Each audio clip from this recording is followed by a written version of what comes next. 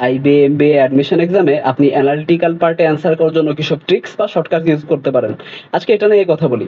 Analytical পার্টের প্রিপারেশনটা অনেকটাই পার্সোনালাইজড। আপনি প্রিভিয়াস কোয়েশ্চেন সলভ করতে পারেন বা বর্তমান হেল্প গাইডগুলো সলভ করতে পারেন। কিন্তু দিন শেষে আপনার নিজের একটা থিম বা নিজের একটা গেম প্ল্যান ঠিক করতে হবে।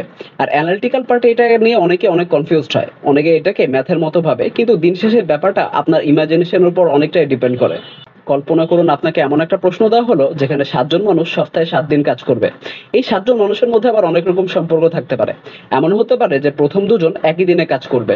আবার এমন হতে পারে যে পরের ২ জন সপ্তাহে পরপর ২ দিন কাজ করতে চায় না। তাদের মাঝখানে আরেকজন থাকতে হবে।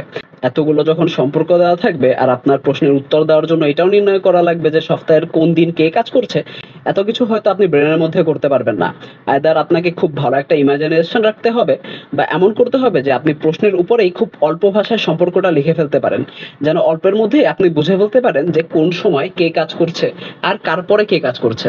So you have to keep in mind যে ম্যাথ পোর্শনটা পারলেই হয়তো আপনি অ্যানালিটিক্যালে নাও পারতে পারেন। And at the same time আপনার এটাও মনে রাখতে হবে যে অ্যানালিটিক্যাল প্রশ্নগুলো ইংলিশে হয়।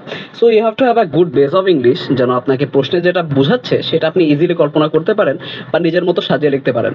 দিস ইজ রিফাত অ্যান্ড আরিগাতো ফর লিসনিং।